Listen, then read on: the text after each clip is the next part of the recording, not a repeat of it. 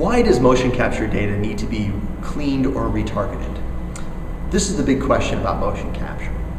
All motion capture data needs to be cleaned and retargeted.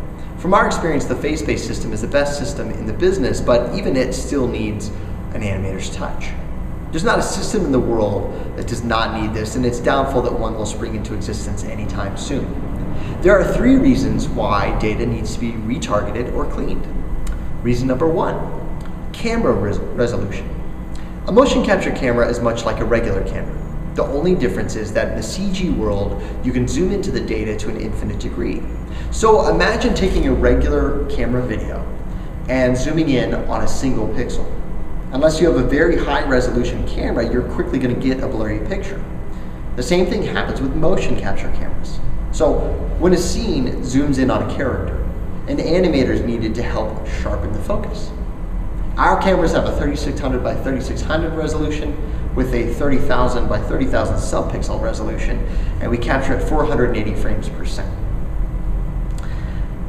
Reason number 2, occlusion. Occlusion happens when the system can't see a marker.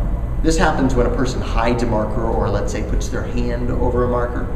When that happens, the system can't see it anymore, so an animator has to go in and retarget that marker back to where it belongs.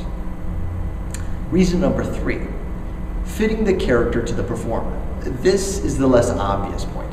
An actor is almost always a different size than their character. So just imagine an actor in a mascot costume and you'll get the idea.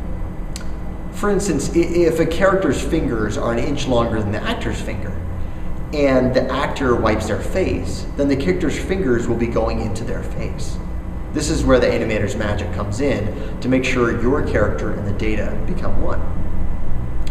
While all these points may sound scary, remember motion capturing your CG project will result in a quarter the cost, a quarter the time, and will give you lifelike movement as opposed to keyframe animation.